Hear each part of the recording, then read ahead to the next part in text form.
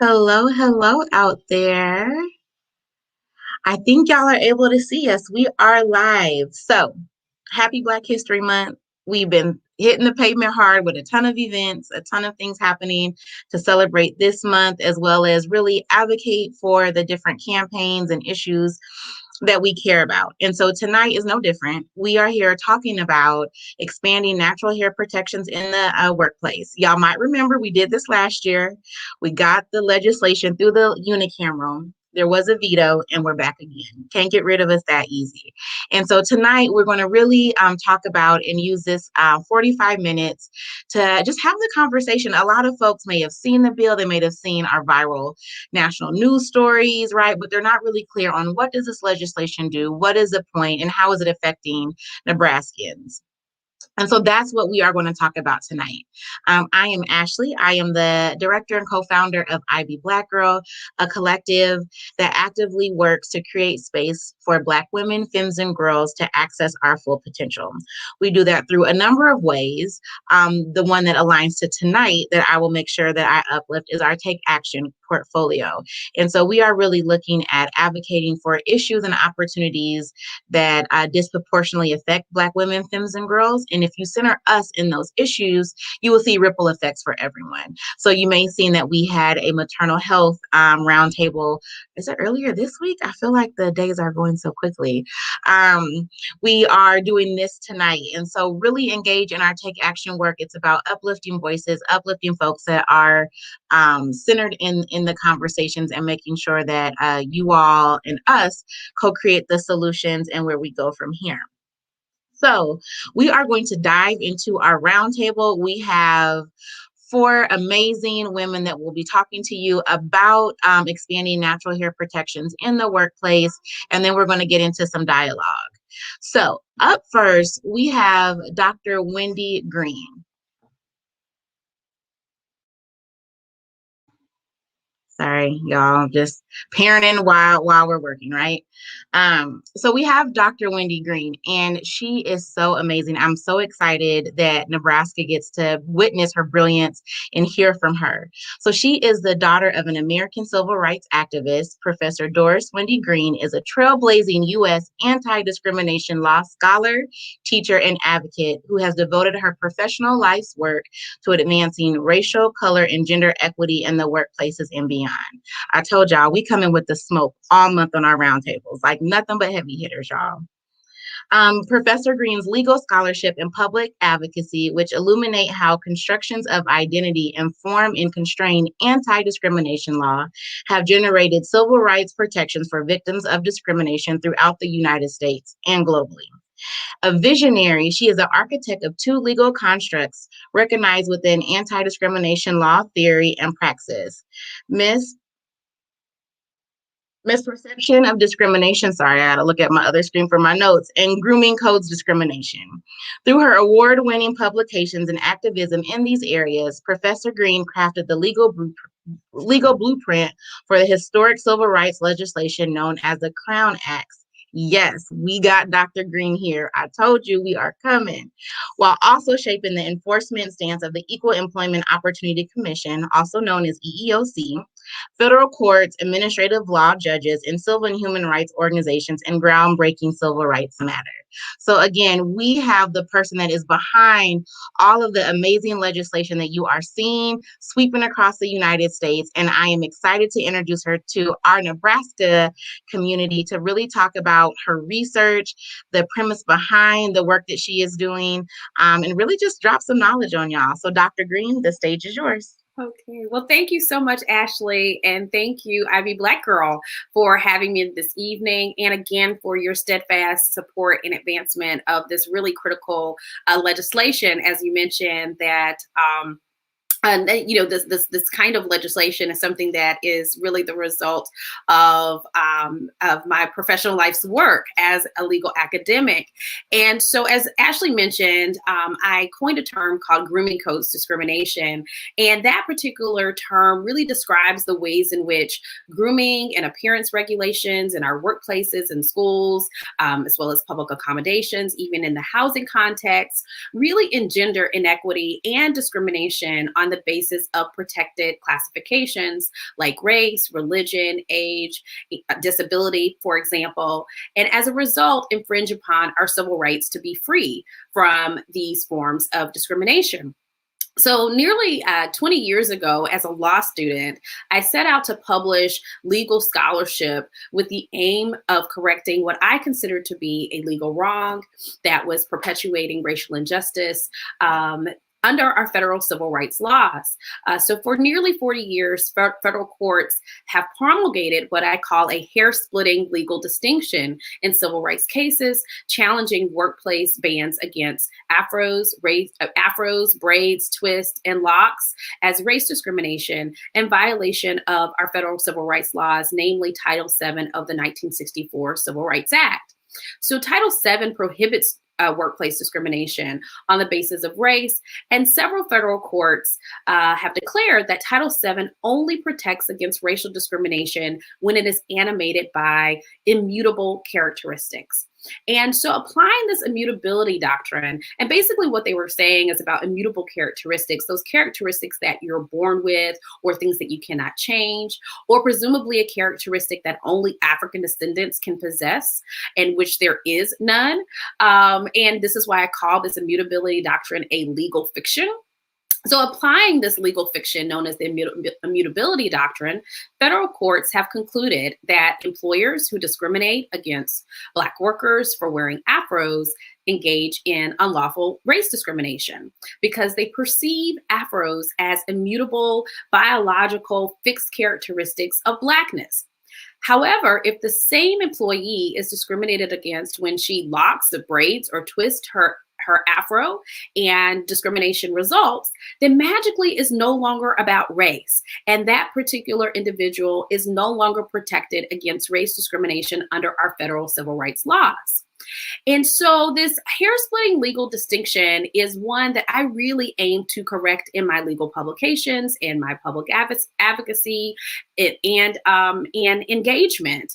And as a law professor, I really have endeavored to dismantle this immutability doctrine that federal courts have applied in these cases, largely because pursuant to this precedent, employers are essentially free to deprive Black workers from employment opportunities for which they are qualified when they wear natural and protective hairstyles, except for in the cases of afros. And so what I've done is in my first article published in 2008, Title VII, What's Hair and Other Race-Based Characteristics Got to Do with It, I sought to articulate what I consider to be a practical and realistic definition of race for lawmakers to use when they are enforcing our federal civil rights laws or other state anti-discrimination laws that protect us against race discrimination. And that definition really encompasses that race embodies characteristics that are historically, commonly, and contemporarily associated with a racial group. And this definition has been endorsed by federal courts. It's been endorsed by enforcement agencies like the EEOC, and is now being adopted in history-making state and federal legislation. And so basically, I've spent my entire professional life's journey as a legal academic to combat race-based natural hair discrimination by changing law, policy, and public sentiment around this global civil rights issue affecting African descendants. And so between serving as a legal advisor and an expert for civil rights cases challenging race-based natural hair discrimination, like, for example, the case involving DeAndre Arnold and his cousin Caden Bradford in Texas, as well as co-drafting federal and state Crown Acts and parallel legislation, as well as testifying in support of this legislation throughout the country, and really engaging across now 4 continents and throughout the United States. In addition to publishing a body of legal scholarship around grooming codes discrimination, in particular trying to challenge race-based natural hair discrimination, I have the privilege of saying that through all of this work, my scholarly activism has informed to date every legal pronouncement in the United States on municipal, state, and federal levels, and that declares natural hair discrimination is unlawful race discrimination. So it really sets the stage for us here, you all in Nebraska and also in other states, for those who are here, to really be able to hashtag free the hair. Thank you so much, Dr. Greene. You have so much packed into that. I'm excited to be able to really dive into that during our roundtable. So she will be back in a few to join us when we get together with all of our speakers so we can dialogue and really unpack, like, what does free the hair mean? What has she seen? And again, really utilize her brilliance and expertise, since we have the privilege of having her with us. So now we've kind of set the stage and have grounded in the work that has been done, the book of work that has really launched this movement across the nation and the globe. And now let's talk about it in Nebraska, right? Because this is not just something that exists out in other states. It really is affecting Nebraskans here, especially Black women and Black folk Nebraskans. And so I'm excited to have Dominique Johnson, JD, representing Senator McKinney's office, who is carrying this bill currently in the unicameral. Dominique Johnson, JD, is a native of Omaha, Nebraska, and received a Bachelor's of Arts in Psychology from Bennett College in 2015. She then received a doctorate of, or JD, make sure I pronounce that right, from Drexel University School of Law in 2020. Congratulations. In addition, Dominique received a certificate in compliance and risk management, as well as in legal public service through Drake University's Law School and Business School. So she knows her stuff too, okay? So again, we're coming with all of the experts.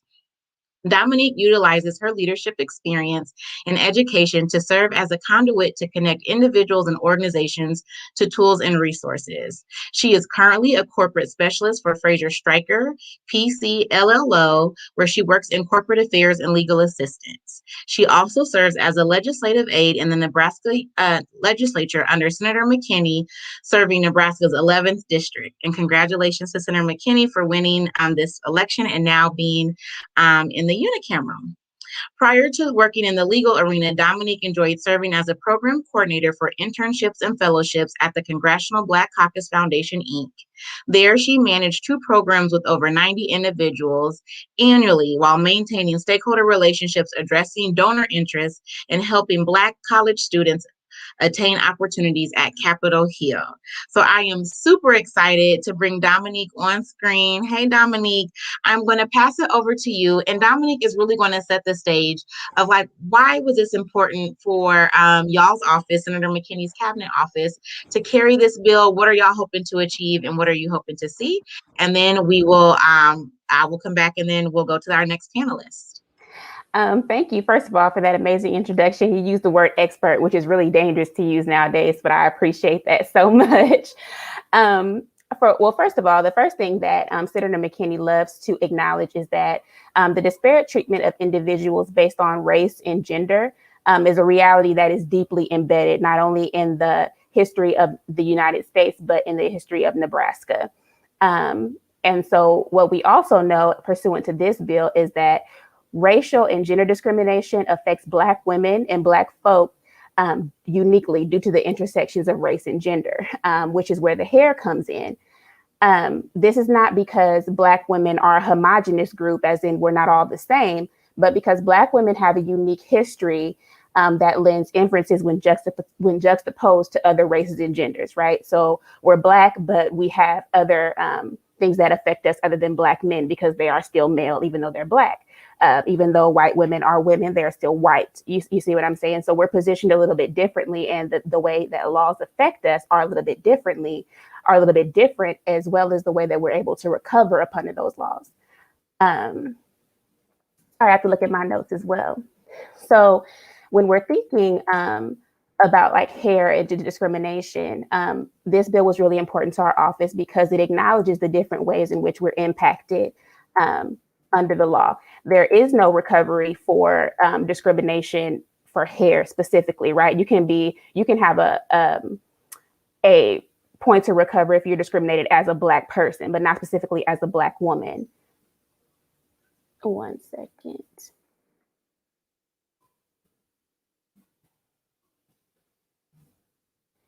And so what we thought was specifically special about LB 451, and that is the number of the bill, if anybody wants to look it up in the Nebraska legislature, is that the language in the bill is specifically tailored to give recovery for people. You know, if we show up to work and one day our hair is down our back with braids and then the other day it's in a TWA or teeny weeny fro, we can't be given a rule by our boss that says, oh, specifically, you can't recover under you can't work today, or you can't be offered this promotion because of the way your hair looks. And Senator McKinney is really, really passionate about giving recovery to people and giving ways for people to advocate for themselves, and also making sure we are in a position to advocate for the people that we represent in our district. Thank you so much, Dominique, for giving that grounding of why it's important for here in Nebraska and why Senator McKinney wanted to carry the bill. So as a reminder, kind of context for folks that may be coming into this advocacy space around this bill a little bit later, we did introduce this with Senator Michaela Cavanaugh, and thank you for her work in allyship in wanting to carry this bill. We made it through the unicameral, and then we were vetoed by the governor at the end of session and could not bring the bill back. And so we have been in talks with the governor's office and other key stakeholders around how can we make sure that we expand these protections and really clarify this definition of race. And we're excited that Senator McKinney and Dominique are carrying this and having that conversation on the legislative side. So we will bring Dominique back in a few as we get into the roundtable. But up next, I want to bring in Tiffany Yokel, who is the Director of Research and Policy at the Women's Fund of Omaha. So IB Black Girl is a fiscally sponsored program of the Women's Fund. And the Women's Fund has been super great partners and allies in this work, not only on the infrastructure and incubation side of IB Black Girl, but just when we think about what is our impact in the community. And so Tiffany has been my right hand in this work, making sure that we are able to navigate the nuances of the unicameral and really have outsized impact as a volunteer-led organization. So as I mentioned, Tiffany is a research and policy director at Women's Fund, and the Women's Fund staff and partners to advance public policy to ensure that every woman and girl in our community has an opportunity to reach her full potential. Tiffany is a self-described policy wonk. I mean, and she really is. Like, she nerds out on all the policy. I have to bring her back sometimes. But is very passionate about helping people get involved in public policy. She's all about making sure that it's accessible and people can see themselves in the space. Most of her career has been spent in and around the state legislature, with some local and federal policy work intermingled throughout. Prior to joining the Women's Fund in 2018, Tiffany served as the policy director at Open Sky Policy Institute, a nonpartisan think tank focused on tax, budget, and education finance policy in Nebraska. Her past experience also includes serving as a director of the Coalition for Strong Nebraska, bringing together advocates, researchers, funders, and community leaders who advocate for policies to alleviate poverty. Tiffany has also worked as a legislative aide for a state senator in the Nebraska legislature and as a policy coordinator and researcher at Voices for Children in Nebraska.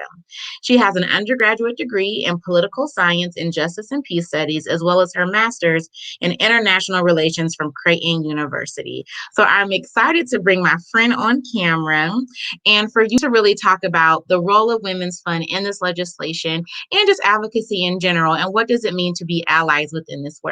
So Tiffany, the stage is yours. Well, thanks for having me, Ash, and thank you. I am beyond honored to share a screen with the brilliant women you've already heard from, that you will continue to hear from, and really excited to be a partner in this work. The mission of the Women's Fund of Omaha is to build a community where all women and girls have the opportunity to reach their full potential. And part of the value that we try to uphold in the work that we do is removing barriers to equity and disrupting systemic oppression, gender-based oppression. This issue of natural hair discrimination falls squarely at the intersection of gender and race-based oppression, and so is clearly within the mission of the Women's Fund and the work that we should be doing and supporting. One of the strategies that we use at the Women's Fund to advance our mission is public policy advocacy, and that's really my role at the organization. And so Supporting this bill is a priority of ours, and also recognizing that as a white-led organization and with predominantly white staff, we are so excited to partner and support the leadership of Ashley and IBBG and the collective of Black women who have raised their voices to speak on this issue. It is very clear from many of the conversations around this bill and folks who have spoken up and become interested in the policy process that this is incredibly prevalent. And, you know, as speakers before have named, the impact falls most squarely on Black women and Black folks. And so what we also know in our work is that when we center the experience and the voices and the leadership of Black women, particularly on this bill, I think it's important for everyone to recognize that all will benefit. So by advancing policy that eliminates or bans natural hair discrimination in the workplace, what we are doing is eliminating a barrier that directly and disproportionately impacts Black women. But I think it's important for allies to realize that anytime we can begin to attack and disrupt systems of oppression in the workplace and that impact women and impact Black women, what we're doing is forcing employers to reckon with their ideas of what are professional, their outdated ideas of what is professional, and so again, when we build equity and remove this barrier and this form of discrimination for Black women, we're going to be building more equitable workplaces for all. So we are, again, honored to support IBBG's leadership in this space, and really grateful to Senator McKinney and Dominique for leading this fight at the legislature. Thank you so much, Tiffany. We do have a couple questions around the process here, and Tiffany is a whiz in the process and making sure it's accessible. So when we get to the roundtable, we will make sure that we get to that, Keisha and Stacy, around what is the process and that decision making of how it goes to committee, to the general file, the larger body, and then the governor. So we will definitely get to that, and Tiffany will help answer that. So she will be back with us in a few. So last but not least, I'm excited to introduce my boo thing on here, okay? So when y'all think about just amazing Black women in Nebraska that are leading the charge, cultivating and bringing up other Black women and making sure that we are taking care of ourselves and advocating ourselves, Candy is your person, okay? Candy Jones. She is a certified professional career coach, a human resources consultant in diversity and inclusion, and an entrepreneur. And I would add like activist and advocate in there too. Her powerful intuition and ability to meet people where they are has served her well in her profession as she designed a career coaching program for a Fortune 500 company that is changing the way corporations view talent development, with her focus being on retaining and developing diverse talent. So I told y'all, Candy, we are not playing no games with our panelists. I just need everybody to recognize that and affirm it in the chat. If y'all was on our panels the last weeks and tonight, we are playing no games, okay? If we don't do nothing else, we're going to get all the right people, okay? Her passion to help people live authentic, purpose-driven lives extends beyond corporate spaces. Very true. She owns a career life coaching business, Coaching with Candy. So if you need an executive coach, you better ping her because she's going to be booked and busy. Further amplifying her work as a coach and inspiring motivational speaker. The cornerstone of her work is how to turn tragedy into a life-changing transformation. And she does that by intentionally connecting our community through storytelling and elevating the underrepresented voices. And so I'm excited to have Candy on here. Hey, boo thing. And Candy is going to talk about not only just her work in some of these corporations, right, where people are experiencing this discrimination and where we really need to think about expanding workplace protections, but her own personal experience as a Black woman with natural hair and protective styles. What does that look like? So I'm excited to turn it over to Candy. She is going to give y'all some good stuff, and then we'll be back to start the roundtable. Thank you, Ash. Thank you so much. We have had such dynamic speakers already. They're hard acts to follow. But as Ash mentioned, part of my role in the way that I develop people is by storytelling. I think there's power in being able to provide a real life example or experience that people can identify with. So I'll tell a quick story about why this bill is so important to me and why I stand behind IB Black Girl and the Women's Fund wholeheartedly in ensuring this passes this time around, right? Earlier in my career, I experienced racial and ethnic, I will call, and hair discrimination that really set the tone for how I would show up for the next few years. And so it's very important that you notice that while this is an issue for the government and we're getting involved because we know it needs to be there, and we'll talk about that later, I'm sure, it's personal. It's very personal. And so I can recall early in my career literally being told that my hair was unprofessional, being told by another white man during an interview that not only was my hair unprofessional, that it would impact me in my career and that I needed to really think about how I look and how I show up. He also went on to tell me that the reason he was telling me that was to help me and to ensure that in my next interview or my next opportunity that I would get noticed and people would look beyond my hair and at the work that I do. He didn't want my hair to be an issue. Let that sink in. So after that experience, and let me say I did not get the job. And I know without a doubt that it wasn't because I was not qualified. It definitely was not that. It was because of my hair. And I know that it was because of my hair because the conversation was not about my qualities the last 5 to 10 minutes. It was about the way I looked. And so that particular situation stuck with me so long that I actually believed it. And I'm sure many of you can relate, especially early in your career when you're trying to figure out your identity already and you're already navigating so many struggles. To be told that that was the one thing that was preventing you from moving on into your career or moving up in your career, I started to wear my hair in the ways that I thought people would easily or better identify with, and that it would be comfortable for them. Right. And I did that for a long time. And this is not to discredit. We should be able to wear our hair however we choose, weave, wigs, or otherwise. And anybody who knows me knows that I will today. But then the way that I was told to show up and be present was to wear my hair in a way that was acceptable for white people to take in. And so that's what I did for a very long time until I grew in my profession, grew in my confidence, grew in my identity, and grew in my Blackness.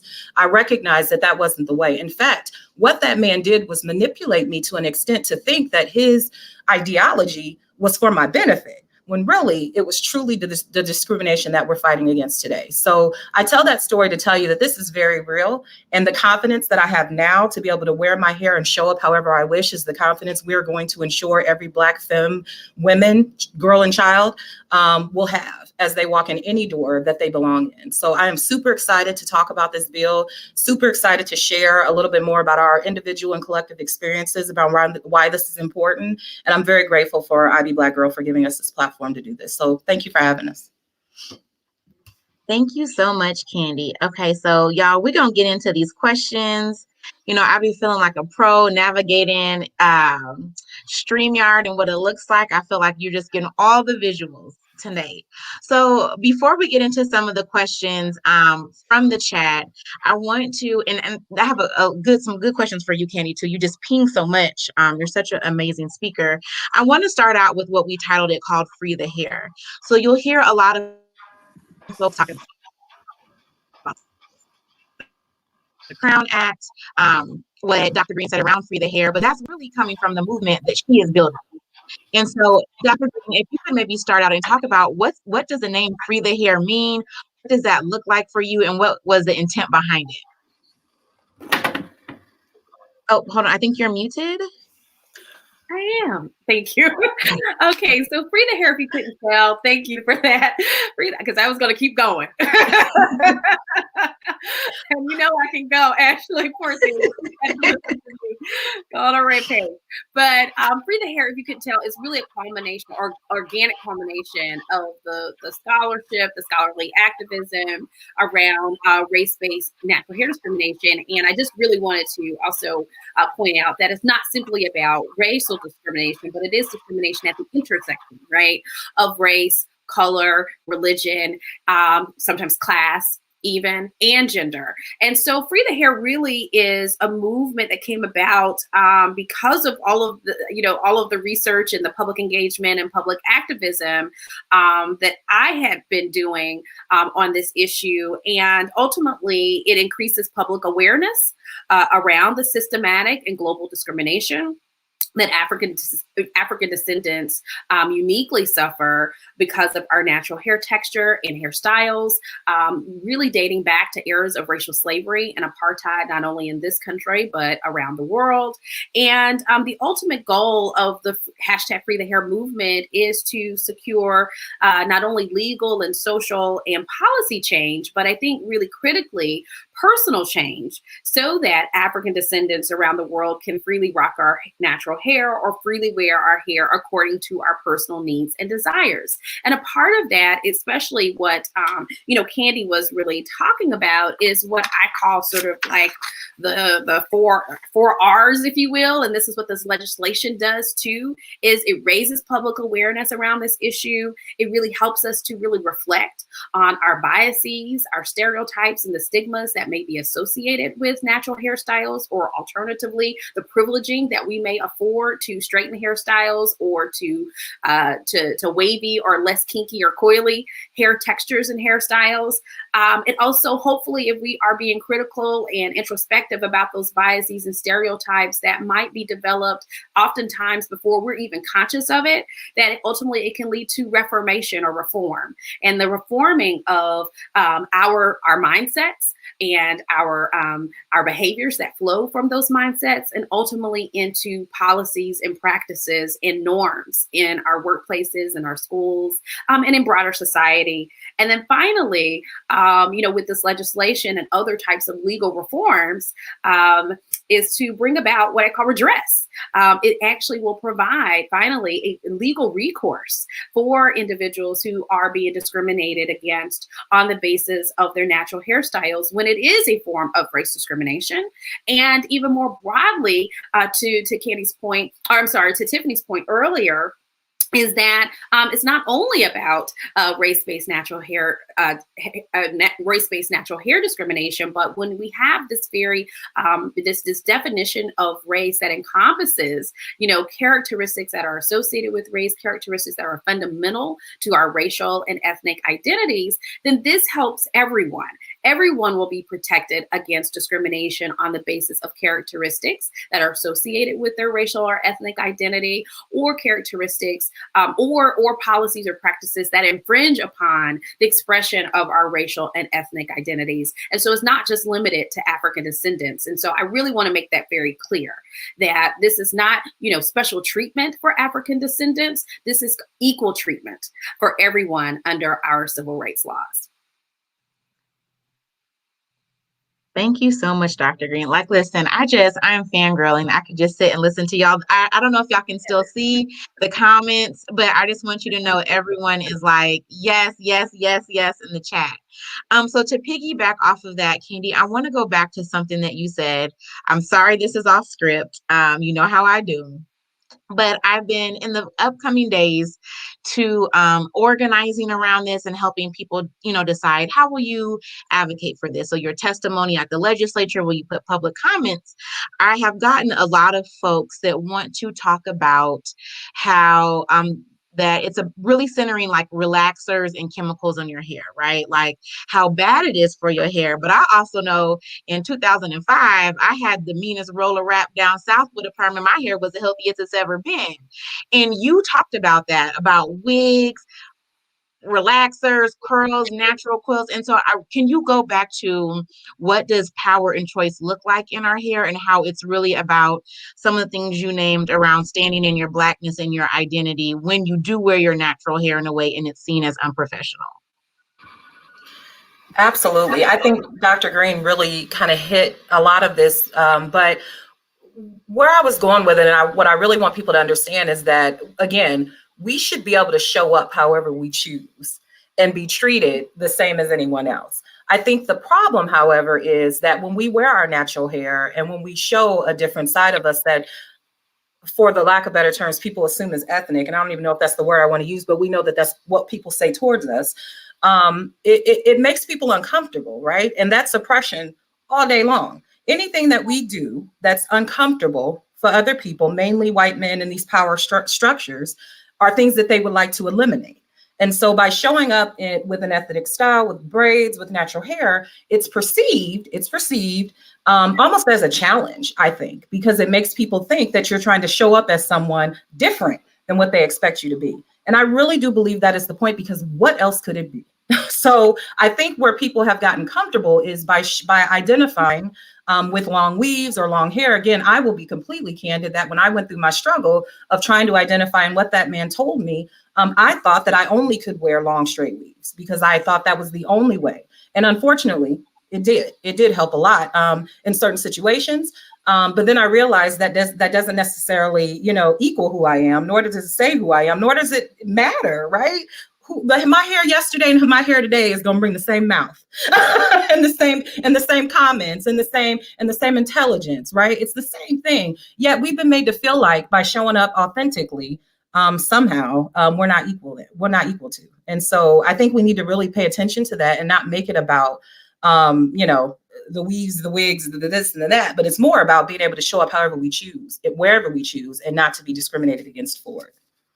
Absolutely, Candy. And a ton of folks are in the comments agreeing with you and also naming their own personal experience with hair discrimination and writing about that power and choice. And so thank you for being so vulnerable and sharing. And so I want to go to and talk to Dr. Greene and Dominique. Also give your thoughts on this. Like, why is this policy the right type of lever at this time for this issue? So Ivy Black Girl, we use a ton of different strategies for mobilization. So we do policy work, we're investing funds, we're doing development and capacity building, we're trying to transform systems. And so I personally have struggled with the accessibility of being in policy in this work, and I get tired and I'm texting Tiffany like, bro, listen, keep me grounded because I'm about to say F this and walk away. But we know that policy and laws and legislation and statutes can make a difference. And so I would love to hear from both Dr. Greene and Dominique on why this kind of policy at this time is a right lever that we should be pulling in order to see the change that we want to see around this.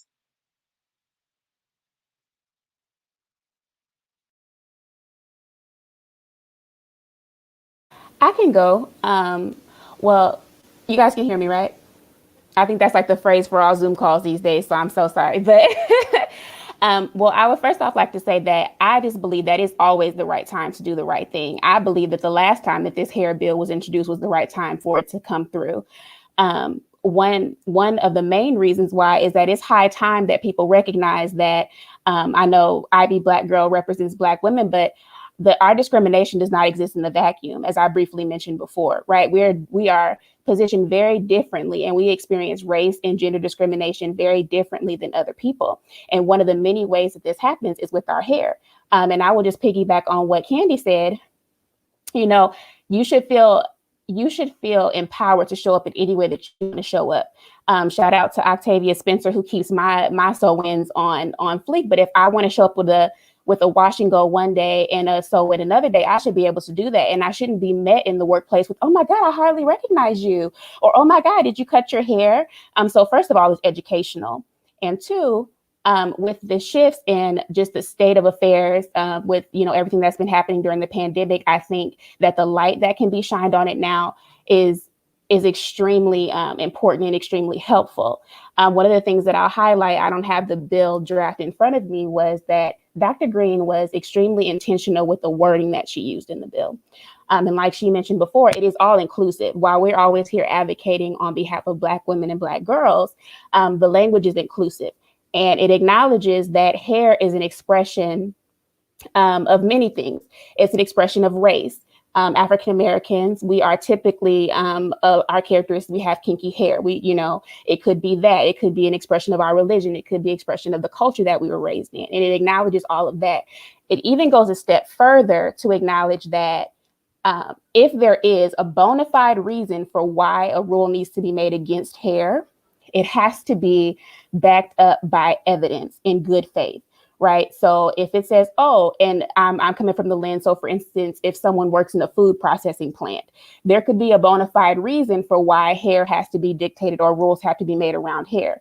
But if I work in an office where, you know, nobody's touching my hair is not contaminating anything, you cannot create a rule that seems neutral on its face because it's easily applied to everyone, but it affects me differently.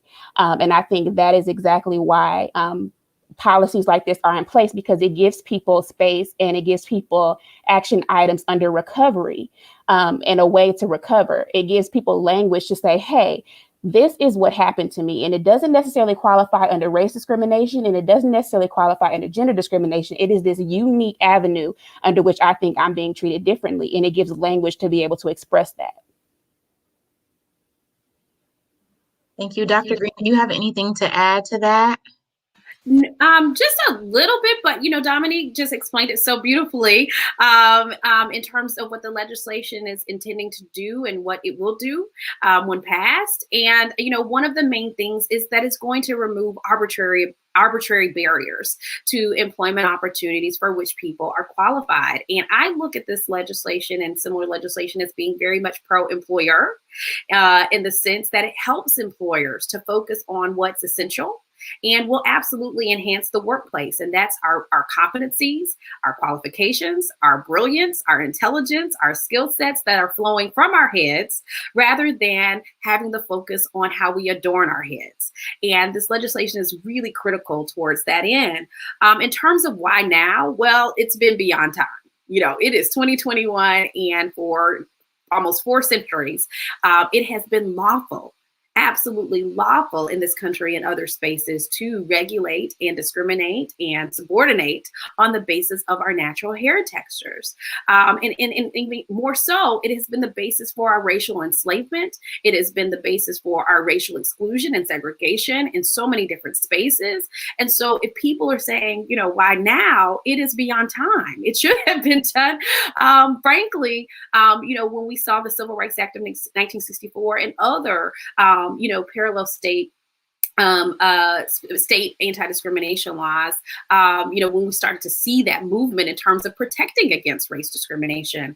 And there were many people in the 1950s and 60s who, you know, especially when that legislation was coming about, were actually challenging natural hair bans, you know, bans against afros and braids in particular, as early civil rights cases, which unfortunately, in many cases were being rejected. So I say, why not now? It is totally beyond time in 2021 for us to free the hair. Thank you, Dr. Greene. So I want to make sure that we get to the questions, because literally we got like 2 minutes, y'all. And I told y'all this is a fast 45 minutes.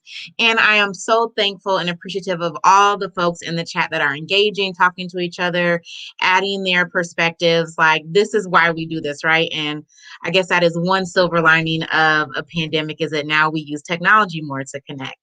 And so, Tiffany, if you could really just walk us through the legislative process, like the introduction and what we're doing in committee, then how it can move to general file, and then really speak to the process with the veto and how that can work, so that folks can understand kind of how the bill moves through, since it is really confusing in Nebraska, since we do have this unicameral and a very different process.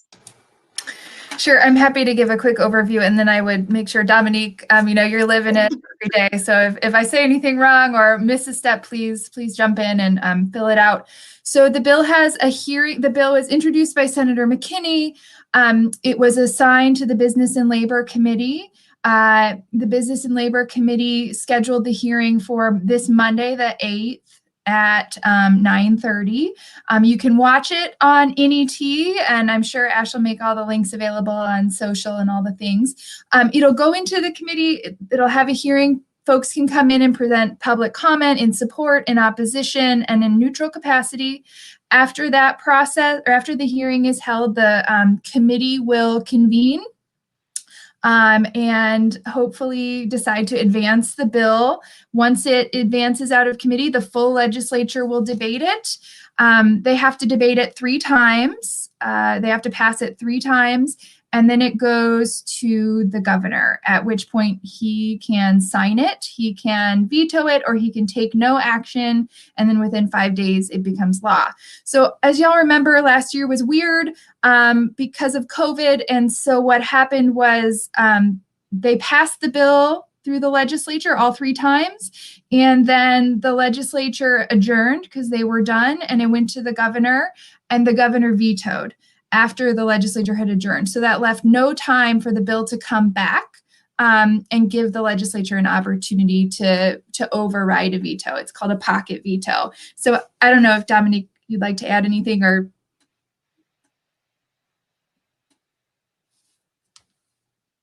Oh, I think you're muted, Dominique. I'll unmute you. Okay, you're good. Okay.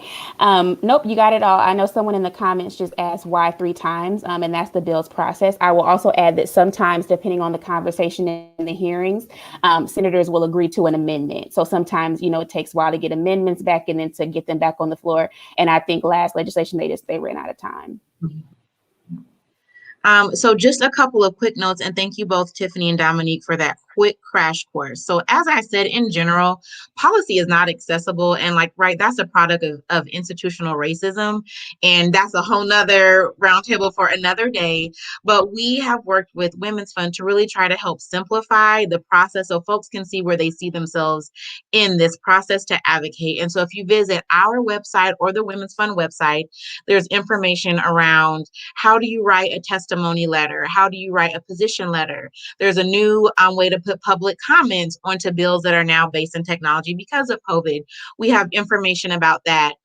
We have information about just what is the process in the legislature, because again, it's confusing for a reason, because they don't want us to engage, right? They want to make it harder for us to use our voice. And so feel free to utilize our websites and the nebraska.gov legislative website for that information. Make sure you subscribe to both of our newsletters, because we'll put call to actions in there. So a call to action is posted on our Facebook and our Twitter today around how you can provide comments on the bill, as well as do a social media blitz around this as we have the hearing on Monday.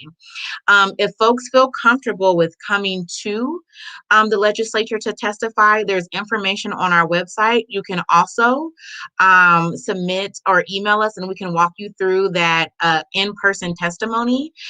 Dee Dee, you can write a letter of support, but it's 2 processes that are a little confusing. So if you visit our website, we outline them. One is a written testimony that you think you could just submit and not have to come in person, but you do. The other is called a position statement letter, and that is what you can send in along with the written comments. So like I said, we're trying to make it accessible and really outline how can you engage in this. So visit our Facebook and Twitter today. We have kind of that outlined. I put first the wrong link and then the right link to our website, which has that information. We've tried to outline it on our website page, and also visit the Women's Fund because they have information. Lastly, before we wrap, I would just also add that the work that we do is intersecting. So this is one bill and one policy lever that rolls into a larger conversation around gender and racial equity. And so please engage and think about other advocacy ways and priorities that are up that you can have stake in. So there's bills out about paid family leave, around childcare subsidies. We have a lot of work around Black maternal health as well. And so again, we're trying to think about our work comprehensively of how do we really make sure that women and girls, and then specifically for us, Black women, femmes, and girls, can access and reach our full potential. And so we're trying to deploy all the things and all the strategies so we can see true transformation. And this is one lever and one campaign within that. And so I just want to thank first the panelists for taking time out of y'all busy nights to be here tonight. Y'all are just brilliant and amazing, and I'm so excited to get to work with you on this process. So thank you again for all that you do in this space. I want to give a special thank you to Women's Fund. They deploy resources, capital, time, really anything that we ask, with no questions asked to get this done. And so I appreciate the allyship, and I think you are role modeling what does that need to look like for white folks in this space. And then lastly, to all of the Black women and folks in the comments that were engaged tonight and spent time out of y'all evening to be here, thank you for engaging in this work. Thank you for sharing your stories. Thank you for supporting our work and our leadership in this and trusting us with this, because you don't have to. And we're working for y'all, right? Like, we're going to get it. We're going to work for y'all, and we're going to make this happen. We are committed to this bill and other priorities that affect Black women, femmes, and girls. And we will keep at it to make sure that we are able to expand protections in the workplace for all Nebraskans, specifically centering Black women, femmes, and girls. So thank you. Y'all have a good night. Stay hydrated, y'all. Moisturize your hair. Get the coconut oil out. We done talked about it. Put it in. If you got a wig or weave, put it in underneath, because you know you still got to do it. And enjoy your evening, and try to give yourself some grace. And I hope that y'all have a good rest of your week. So thank you again for joining. We appreciate you, and we will see y'all soon.